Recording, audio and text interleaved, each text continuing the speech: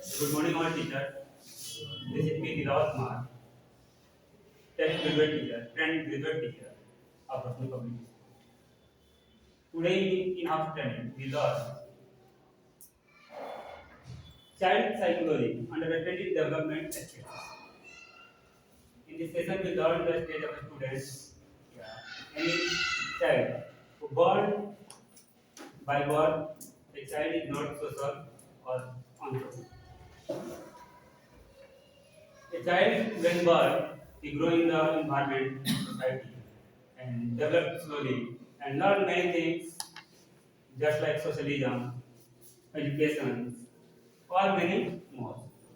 In this topic, we'll be able to learn the stage of a student. How can a student learn in childhood, adulthood, and and older stage of his life? In this topic, we learn first what is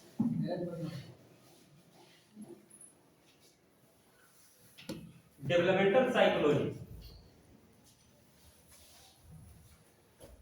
Developmental psychology, the study of how organisms change over time as a result of biological and environmental influences.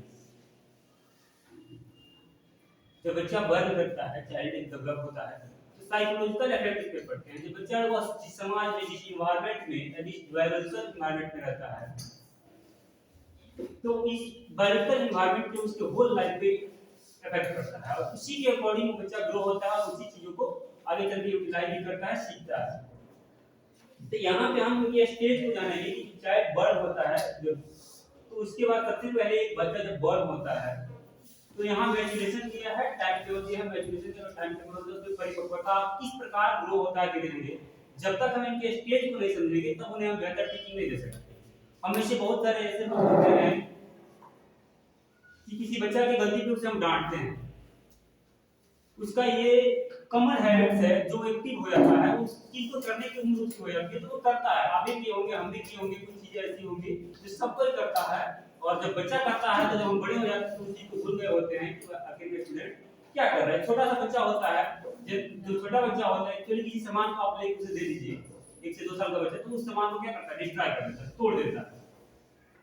हम कभी भी उसको खिलौना खरीदते हैं, toy ला कर देते हैं बच्चा को, अगले दिन देखते हैं कि बच्चा उसको तोड़ दिया है। This is not his bad habit. He tried to understand what is this, how it form. वो कोशिश करता है, देखना चाहता है कि ये कैसे बना हुआ है, क्या चीज से बना उस चीज। तो यहाँ जो साइकोलॉजिकल स्टेज है, इसमें सबसे पहले जब 1 मंथ का बच्चा होता है, respond to sound, vocalise, occasionally. एक मंथ का बच्चा जब बेबी बर्न होता है तो बर्न होने के बाद 1 महीने तक वो केवल साउंड को पहचानता है, आवाज को। जिधर आवाज जिधर से आता है उधर की तरफ उसका ध्यान चला जाता है, उधर देखता है। जैसे हम ताली बजाकर उसको आवाज देते हैं किसी चीज से, तो बच्चा उधर 1 मंथ का बच्चा क्या करता है, अपने मूवमेंट को उधर ही कर देता है, वोकलाइज करने की कोशिश करता है, आवाजों को पहचानने की कोशिश करता है कि कौन बोल रहा है, किधर से आवाज आ रहा है। दूसरा होता है 2 मंथ का। अधिकांश बच्चा जब 2 मंथ का हो जाता है, ग्रो होता है थोड़ा सा, तो ग्रो होने के बाद देखते हैं कि smiles socially recognise care giver rolls from side to back hold head up. जब बच्चा 2 मंथ का हो जाता है, ग्रो होता है, तो वो क्या करता है, उसके चेहरे पे स्माइल होता है, वो स्माइल करना सीख जाता है, मुस्कुराता है, कोई उसको दिखाता है, कोई खिलौना देखता है, कोई चीजें देखता है, कोई चीज को एक्टिविटी करते हुए देखता है तो मुस्कुराता है। वो पहचानना शुरू करने लगता है, आइडेंटिफाई करने लगता है लोगों में जो उनके केयर टेकर होते हैं, जो उनका ध्यान रखते हैं। जैसे माँ होती है, मदर होती है, उससे केयर करती है, उनके फादर केयर करते हैं, या कोई दूसरा उनके घर में जो सदस्य होते हैं, मेंबर होते हैं, उनके केयर करते हैं, उनको भी वो पहचानना शुरू करता है। अंडरस्टैंडिंग उनमें बढ़ जाती है कि ये हमारा एक केयर टेकर है, इनसे हमें क्या होगा, कोई नुकसान नहीं होगा। वे रोज फ्रॉम साइड टू बैक, अपने साइड से उलट जाते हैं, क्योंकि बच्चे जो 2 मंथ के बच्चे होते हैं बिछान पे कहीं पे लिटा देते हैं, फिर वो क्या होते हैं, उलटते रहते हैं। होल्ड हेड अप, यानी कि अपने सर को पहले जो बच्चा 1 मंथ का जो बच्चा होता है वो सर को सीधा करके अपने से कान इसको पीछे से हमको सपोर्ट देना पड़ता है बैक से, लेकिन 2 मंथ में बच्चा अपने सर को सीधा करके देख सकते हैं इसमें कैसे बच्चे में बैठा हुआ है और वहां पे सपोर्ट मिला हुआ है, अपने हेड को सीधा कर दिया है। दूसरा है 3 मंथ। 3 मंथ में 3 क्या रहा, vocalise to sound, smile, searches for sound, source, sits with support. यहाँ 3 मंथ के जब बच्चा ग्रो होकर 3 मंथ के चला जाता है, 3 मंथ के स्टेज में, ये क्या करता है, वर्ड को पहचानने की कोशिश करता है, साउंड किधर से आ रहा है, और स्माइल तो करता नहीं है, सर्च करने लगता है, आवाज को सर्च करता है कि किधर से आवाज आ रहा है, उसमें उधर उसके तरफ ध्यान अट्रैक्ट होने लगता है। किसी चीज पे सपोर्ट करके यदि उसको बैठा दिया जाए तो वो बैठना भी सीख जाता है। ये स्टेज है, इसमें स्टेज में यदि स्टेज को हम नहीं समझ पाएंगे तो बच्चे को कोई भी चीज हम टीचिंग कर रहे हैं, सिखा रहे हैं, पढ़ा रहे हैं, तो हमको खुद पता नहीं है कि इस उम्र में बच्चे क्या सीखेंगे। तो हम हो सकता है कि लेक्चर देना शुरू कर दे, बच्चा कुछ समझ ही नहीं रहा है, कितने वर्ड को समझ पाएंगे, कौन से वर्ड को नहीं समझ पाएंगे, ये जानना जरूरी होता है। तो पहले उनके स्टेज को जानना जरूरी हो जाता है हमारे लिए। 4 मंथ में करेंगे तो get follow interesting object sits with less support. 4 month में जब बच्चा हो जाता है तो ये इंटरेस्टिंग चीजों में ज्यादा इन्वॉल्व होने लगता है, जो आनंद लेना अच्छा लगता है उसे देखने में, या कोई चीज ऐसा लगे, और बिना सपोर्ट के भी इसको थोड़ा सा भी सपोर्ट मिले तो बैठना शुरू कर देता है।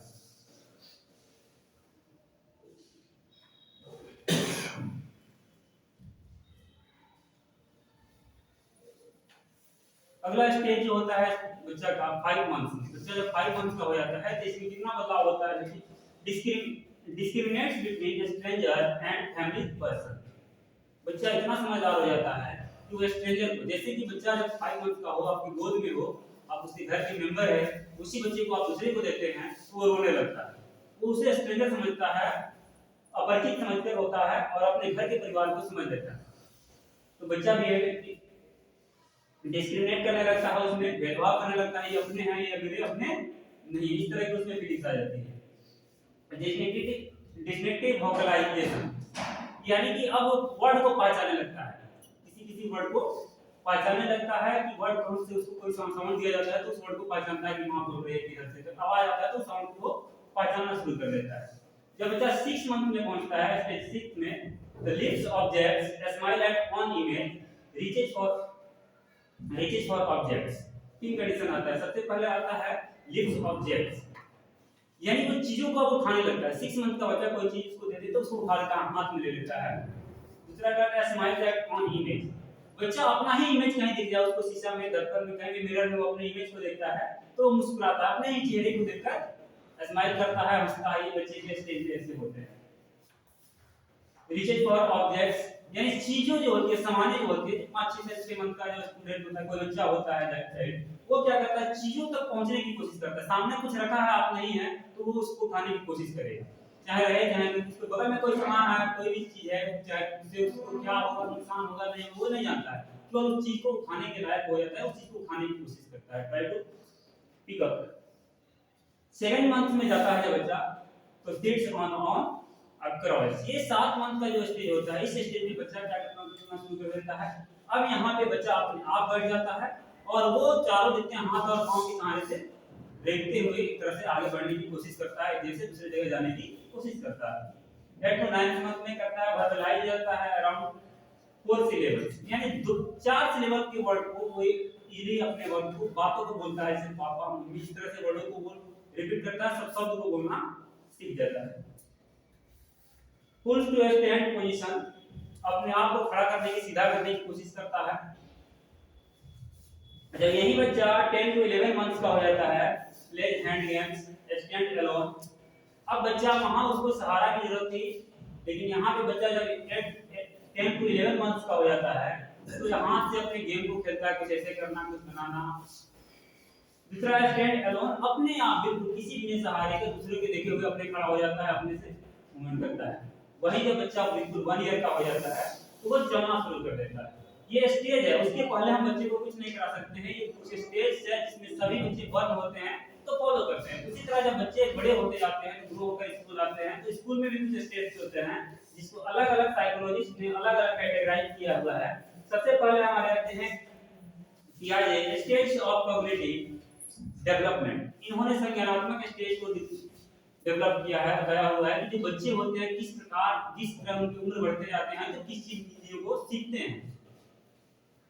सबसे पहले सेंसरी मोटर होता है, इन्होंने कैटेगराइज किया हुआ है जो स्टेज है स्टूडेंट्स को, उसको 4 पार्ट में कैटेगराइज किया हुआ है। तो सबसे पहले सेंसरी मोटर है, प्री ऑपरेशनल मोटर है, कंक्रीट ऑपरेशनल है और फॉर्मल ऑपरेशनल मोटर।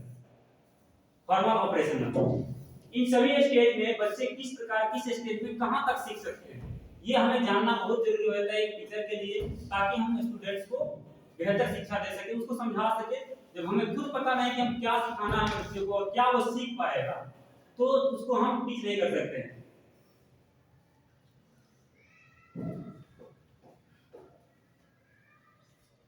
फर्स्ट में सेंसरी जो मोटर है, ये का जो सेंसरी मोटर में स्टेज को बताया है, तो ये होता है बर्थ टू अबाउट 2 इयर्स। एक जन्म से लेकर 2 साल तक के बच्चा को सेंसरी मोटर में रखा हुआ है। अधिकांशतः हम में से आप में से सभी को इस तो जन्म लेके ही दुनिया में आया है और सभी से स्टेज से पार करके जाते हैं। तो सेंसरी मोटर इसको इसलिए कहा जाता है कि इस एज के बच्चे केवल अपने सेंस का फुल यूटिलाइजेशन करते हैं। अपने जो सेंस है, हमारे सेंस ऑर्गन है, केवल उसी का इस्तेमाल करते हैं।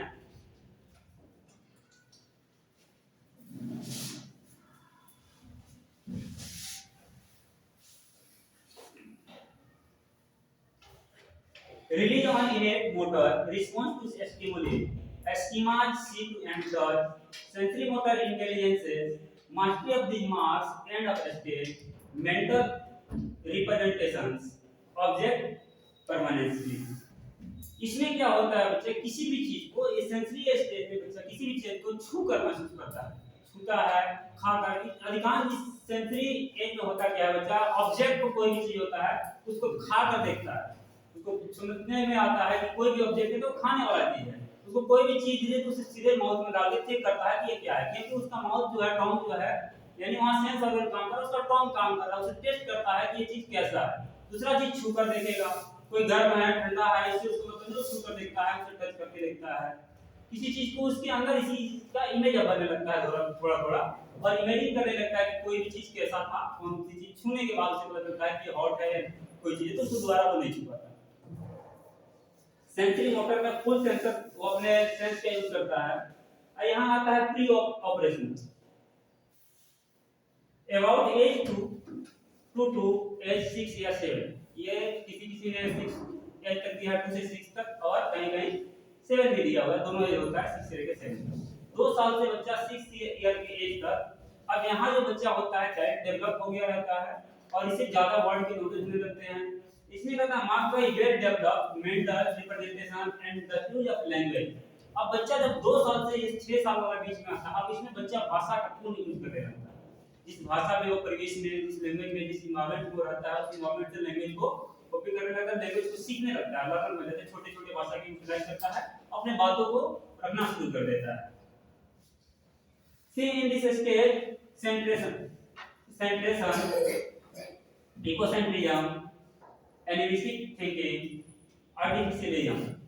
इस स्टेज में देखा गया है कि जो बच्चे होते हैं इसमें प्री ऑपरेशनल में, ये किसी चीज को जो इमेज में हो, फिगर में हो, कोई चीज ऑब्जेक्ट हो, उस इमेज को पहचानना शुरू कर देते हैं। बच्चे इस एज में किसी चीज के ऑब्जेक्ट है उसको डिफाइन करना, ये कैसा है, बड़ा है, छोटा है, इन सब चीजों को वो आसानी से पहचानना शुरू कर देते हैं। वो अपने ध्यान को लगाने लगते हैं कि चीजें में सेंट्रेशन होता है, उनको केंद्रित करने लगते हैं। एगो सेंट्रेशन अपने आप में हम केंद्रित हो जाते हैं, अपने आप को सेंट्रलाइज करते हैं, अपने आप को दिखाना चाहते हैं कहीं पे।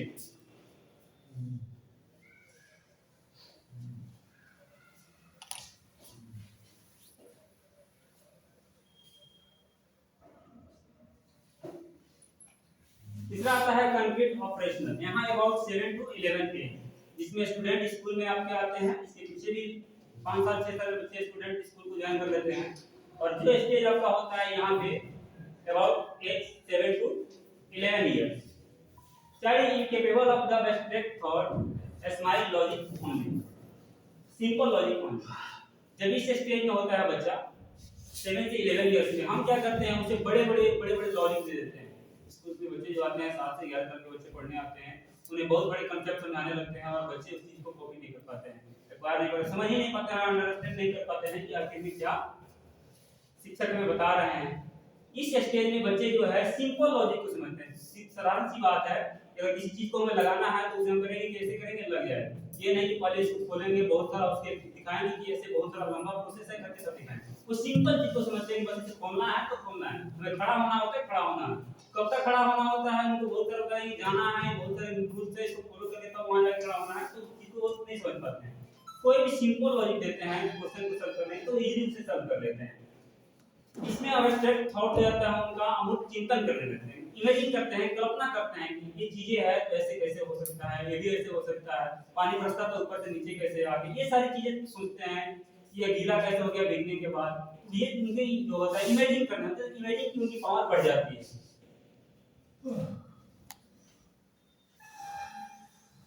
वे जो अपने आप को संरक्षित करने की कोशिश करते हैं, जो उनके अंदर मेंटल एबिलिटी बढ़े रहते हैं, चीजों को वो समझते हैं कि हम बेहतर कर रहे हैं और वो ग्रुपिंग करने लगते हैं, तो जो उनके अंदर आते हैं चीजों को उनको संरक्षण देते हैं। जो देखते हैं समाज में उनको संरक्षण देते हैं कि ये अच्छा हो रहा है, ये कर रहे हैं तो ये अच्छा है, बेहतर, उस चीज को कॉपी करने लगते हैं और उसको अपने अंदर कन्वर्ट करने लगते हैं। मेंटल ऑपरेशन यहाँ पे दिमागी कार्यों को भी कर देते हैं। कोई भी अगर उनको मेंटल ऑपरेशन दे दिया करने के लिए तो वो करते हैं। लास्ट जो उनका स्टेज था फॉर्मल ऑपरेशनल।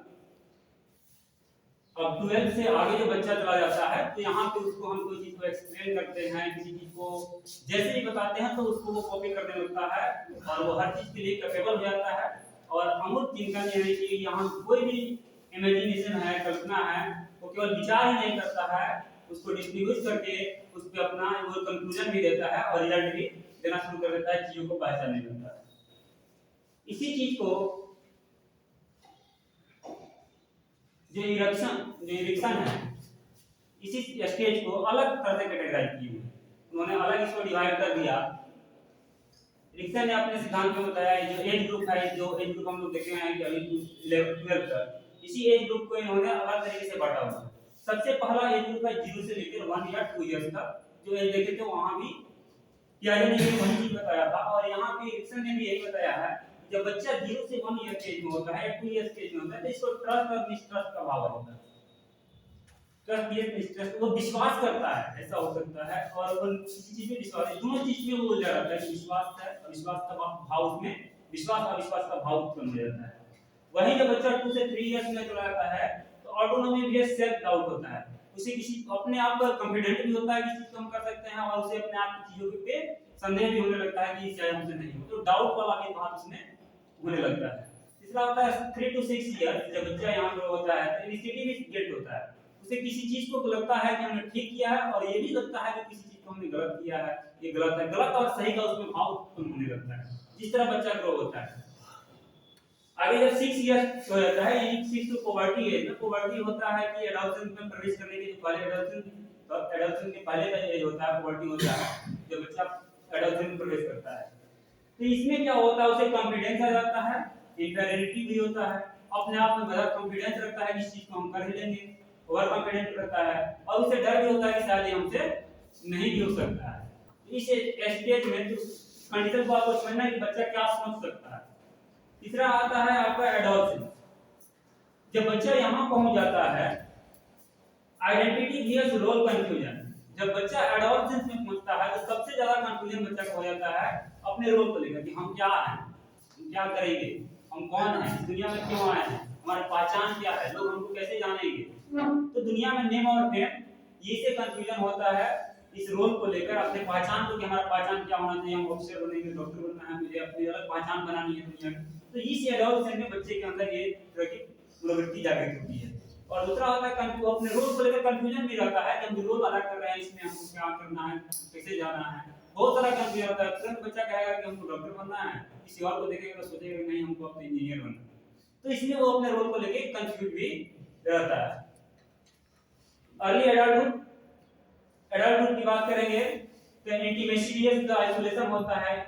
ये एडल्टहुड में, जिससे एडल्टहुड में प्रवेश करने वाला होता है, सबसे ज्यादा पेरेंट्स वहां पे वीक पड़ जाते हैं, वो अपने बच्चे पे ध्यान नहीं देते और वहां बच्चा क्या हो जाता है, आइसोलेशन कर लेता है। आइसोलेशन वर्ड हम लोगों को में बहुत बार सुनने को मिला है। आइसोलेट कर लेना अपने आप को सारी दुनिया से अलग कर लेना, हटा लेना, आइसोलेट कर लिया, हम क्या आइसोलेशन में हैं, हम तो आइसोलेट हुए हैं। तो बच्चा भी इसे जैसे ही एडल्टहुड में एंटर करता है तो ये अपने आप को आइसोलेट करता है।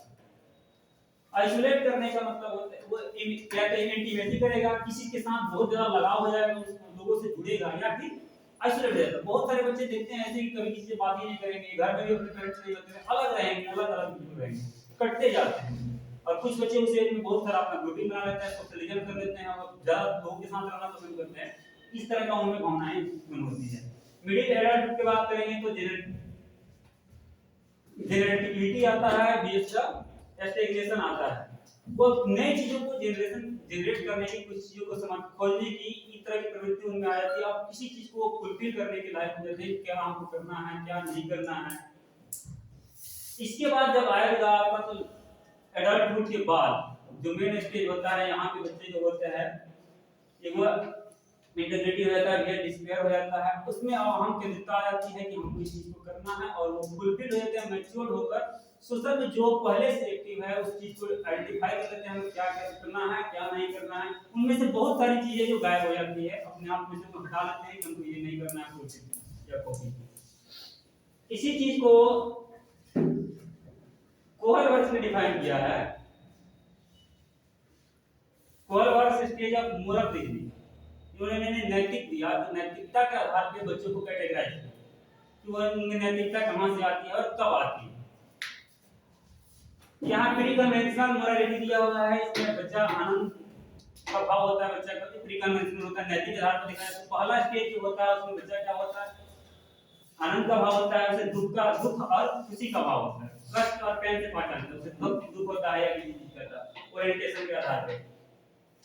कॉस्ट बेनिफिट ओरिएंटेशन या रेसिप्रोसिटी होता है, यानी किसी चीज में लागत लग रहा है, किसी चीज का वो कर मूल्यांकन करता है, इसमें क्या खर्च आ रहा है, उस चीज से उस चीज को कंपेयर करता है। कन्वेंशनल मोरालिटी में है इसी स्टेज में प्री कन्वेंशनल मोरालिटी में एक और चीज होती है, बच्चा देखता है कि क्या चीज गलत है, पनिशमेंट से वो अपने आप को जज करता है। अब देखिए कोई बच्चा है, कोई गलती किया है, आप उसे पनिशमेंट नहीं देते हैं तो वो समझेगा कि हमने सही किया है। तो सही और गलत का बच्चा फर्क जो होता है इस स्टेज में, जो प्री कन्वेंशनल मोरालिटी जो स्टेज होता है उसका, उसमें वो किसी भी चीज को आइडेंटिफाई करता है, पनिशमेंट और उसको जो मिलता है अवार्ड, इसके आधार पर उसको जज करता है कि हमने अच्छा किया, झूठा या बैड। तो बच्चा गलतियां कर लेता है, उसे पनिशमेंट नहीं मिले तो उसको जज कर लेगा दिस इज राइट, वो उसको रॉन्ग नहीं समझेगा। तो बच्चे को पनिशमेंट, किसी भी छोटी सी पनिशमेंट या कोई भी चीजें मिलती है जिससे वो जज करता है कि हमने गलत किया है, ये गलत नहीं करना चाहिए। एक आपको बात करते हैं, एक छोटी सी बात है, घटना है कि अगर एक बच्चा गया मेडिकल के शॉप, उसकी माँ बीमार है, रात का 12 बज गया है, मेडिकल का शॉप है, बच्चा मेडिकल की शॉप पे जाता है, सभी दुकान बंद है, मेडिकल की दुकान पे गया, जो दवा उसको लेनी है वो दवा उसकी माँ को देना जरूरी है, और बच्चा मेडिकल के शॉप पे जाता है तो देखता है कि मेडिकल की दुकान रात को 12 बजे बंद है। तो वो अपने साथी के यहाँ जाता है, उसको लेता है, और फिर दोनों दुकान पे जाते हैं, और दुकान पे जाने के बाद ये सोचते हैं कि मेडिसिन जो है, दवा की दुकान बंद है और दुकानदार नहीं है और दवा देना जरूरी है। तो बच्चे वहां जाते हैं तो उसके अंदर कौन सा विचार उत्पन्न होता है, और दवा के बिना लिए फिर वापस आते हैं। अगर इस कंडीशन में अगर आप में से, हम में से कोई भी जाए तो क्या कर सकता था उस मेडिसिन की दुकान पर जाने के बाद? तो ये दुकान है जहां से आपको दवा मिल सकती है, आप जानते हैं कि इस दवा की दुकान में दवा है, दुकानदार नहीं है, अभी रात नहीं है, और उस कंडीशन में हम क्या कर सकते हैं? हमारे पास ऐसा मेरे घर में मेरी मां बीमार है, हमको दवा चाहिए, दवा का दुकानदार के पास गए, 12 बज रहा है, दुकान बंद है, बच्चा वहां उस कंडीशन में जाता है, इस स्टेज में कन्वेंशनल मोरालिटी स्टेज में, तो वो क्या कर सकता है वहां पे? वो क्या सोचता है? दुकान से जाता है तो बिना दवा लिए वापस आता है, तो क्या सोच उसके अंदर से निकल सकती है? कुछ भी नैतिकता के आधार पर बताइए कि आप उचित बच्चा क्या नैतिकता, उसकी मोरालिटी लगी हुई, उसकी मोरल वैल्यू में क्या उसके विकास होंगे कि उसने दुकान को नहीं खोला या कोई सामान दवा नहीं दिया वापस आने का।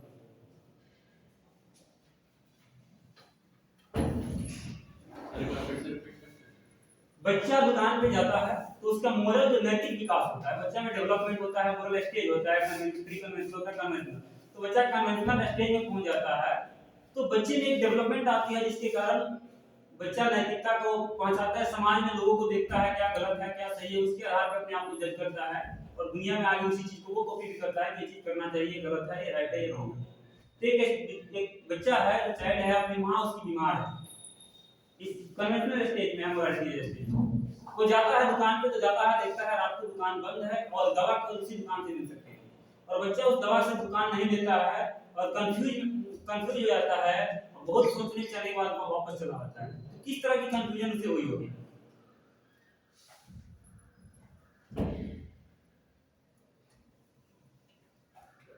नैतिकता के वो किस स्टेज में पहुंच जाता है? यहाँ जब बच्चा वहां जाता है तो वो उस दवा को अगर शटर खोल चाहे तो खोल के तोड़ के निकाल सकता था मेडिसिन को उस दुकान से। उसकी इधर माँ को बचाना है, इधर नैतिकता उसकी दे रही है कि उसको माँ को अपने बचाना है, माँ को किसी तरह नहीं हो बचाना है, दवा चाहिए। उधर जा रहा है तो देख रहा है कि सोशल नैतिकता वहाँ पे सामाजिक मोरालिटी आ रही है, यहाँ फैमिली वाला मोरालिटी है, वहाँ पे जा रहा है सोशल मोरालिटी है, दोनों में वो उलझ जाता है। यही सोचता है कि यदि हम इस लॉ को तोड़कर चोरी करते हैं तो सोशल जो होगा, सोशल मोरालिटी होगा, सोशलिज्म का, वो हमारा गिरेगा। इसलिए वो दुकान की ताला तोड़ता नहीं है, चोरी नहीं करता है, क्योंकि वो जानता है कि अगर हम ताला तोड़ के दवा निकालते हैं तो समाज में इस तरह के सभी लोग करेंगे, चोरी करेंगे मोरालिटी के स्टेज पे, और हमें पनिशमेंट हो सकता है, हमें प्रिजन हो सकता है, कैद हो सकता है, हमें जेल हो सकता है। इसलिए बच्चा की वहाँ मोरालिटी का विकास होता है, नैतिकता, सामाजिक नैतिकता का वहाँ डेवलपमेंट होता है, वो समाज के बारे में सोचता है। कन्वेंशनल मोरालिटी में कहता है गुड चाइल्ड ओरिएंटेशन होता है, बच्चा में होता है, किसी बच्चा को क्लास में पढ़ाते हैं हम लोग, कहते हैं कि गुड बॉय गुड गर्ल्स, या किसी को हम कहते हैं तो उसको बड़ा अच्छा फील होता है, कोई चीज लिखता है तो गुड वेरी गुड, तो बड़ा एक्साइटेड होता है, बड़ा खुश होता है। क्योंकि उस स्टेज में, कन्वेंशनल स्टेज में जो मोरालिटी उसका होता है, वो केवल गुड और बैड को, ये चीज को समझता है कि गुड है तो मतलब हम अच्छे हैं, गुड कर रहे हैं कि हम अच्छे बच्चे हैं, और एक बुरे बच्चे में वो अंतर करना तो मतलब है, डिस्टिंग्विश करता है, दोनों में डिफरेंस देखता है कि अच्छा बच्चा क्या होता है और बुरा बच्चा क्या होता है। तो गुड चाइल्ड को अपने अपने अंदर गुड चाइल्ड का मतलब उसके अंदर भाव रहता है, वो अच्छा बनने की कोशिश करता है। तो इस स्टेज में बच्चे को हम अच्छा बनने के लिए प्रोत्साहित करें, उसके गलत चीजों को बताएं कि गलत है सही है, तो इसमें सबसे ज्यादा बच्चा अच्छा बनता है। जैसे अच्छा बेटा बनना चाहता है, मेरे पापा कहे कि तो अच्छा बेटा है, मेरे सर कहे कि मेरा अच्छा स्टूडेंट है, इस तरह का उसमें भाव होता है कि टीचर हमसे इस तरह का बिहेव करे, अच्छा स्टूडेंट को गुड स्टूडेंट बोले, तो उस तरह का भाव होता है। तो इसमें उसको अच्छाई बताएंगे तो उसको फॉलो करेगा। लॉ एंड ऑर्डर ओरिएंटेशन, इसी में क्या करता है बच्चा, लॉ और कानून, जितने भी कानून होते हैं, नियम होते हैं, उसको फॉलो करता है। जिससे डिसिप्लिन हम इसको सिखाते हैं कि खड़ा रहना है, क्लास में रो में रहना है, तो बच्चा इस लॉ एंड ऑर्डर का पालन करता है, और सोशलिज्म, अपने समाज जितने भी लॉ एंड ऑर्डर है जो भी है उन सबको वो फॉलो करता है। इसी स्टेज में कन्वेंशनल में मोरालिटी स्टेज है। पोस्ट कन्वेंशनल की बात करेंगे, यहाँ प्रिंसिपल हो जाता है मोरालिटी। स्टेज 5 में पहला होता है सोशल कॉन्ट्रैक्ट ओरिएंटेशन। अब यहाँ क्या होता है, बच्चा सामाजिक अनुबंधों को पालन करता है, जो सामाजिक नियम है, समाज में जैसे कि नियम है, बहुत सारे हमारे सोशल नियम है, कि जैसे कि मैरिज का एक नियम है लॉ का, कि हम जो होता है बिरादरी का अपने कास्ट सिस्टम है, कास्ट में मैरिज करना, ये भी एक सोशल अनुबंध है। हमारे समाज का है कि फेस्टिवल होता है, उसमें सभी लोग सेलिब्रेट करते हैं, घर से बाहर जाते हैं, एक साथ मिलकर मनाते हैं, वो भी सोशल कॉन्ट्रैक्ट है। तो उस तरह के सोशल कॉन्ट्रैक्ट में भी वो बच्चा इन्वॉल्व हो जाता है, यानी सामाजिक नियमों का भी वो पालन करने लगता है, जो समाज के लोग सभी लोग फॉलो करते हैं। एथिकल प्रिंसिपल ओरिएंटेशन होता है, सोच सामाजिक जो होता है, समाज को डेवलप करना, उसमें अपने विचार को रखना, इस तरह का इसमें भाव उत्पन्न हो जाता है। इसने इसे कोहल वर्ग ने बताया, इस स्टेज को कोहल वर्ग ने क्या किया, पूरे हमारे जो चाइल्डहुड था उस स्टेज को 3 पार्ट में बांट दिया, प्री कन्वेंशनल, कन्वेंशनल और पोस्ट कन्वेंशनल। 3 ग्रुप में कैटेगराइज किया कि बच्चा जो पहले होता है केवल सही गलत को पनिशमेंट से या उसको सजा मिलता है उससे वो जज करता है, आगे जाता है तो गुड और अच्छा और बुरा से जज करने लगता है, हमको अच्छा हम अच्छे हैं वो बुरा है, इस तरह से वो जज करता है। आगे